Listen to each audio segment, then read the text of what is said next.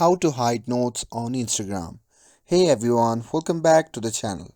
In today's video, I'm going to show you how you can hide notes on Instagram. So without further ado, let's get started by opening the Instagram app.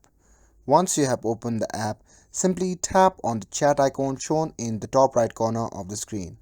And once you are in the chat section, simply tap on your note and simply type something that you want. For this video, I'm gonna simply type hello there. And after typing, under the keyboard section, you can see the followers that you follow back. Tap on that and then choose close friends.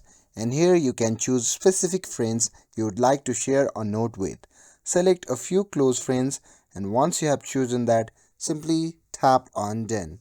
And once you are finished, you can simply hit on share button. And now only those who you have selected as close friends will be able to see the note, and everyone else will be hidden from it. And that's how you can hide notes on Instagram from others. With this, if you found this video helpful, then don't forget to like, share and subscribe to get updated for more videos. Thanks for watching, and I'll see you in the next video.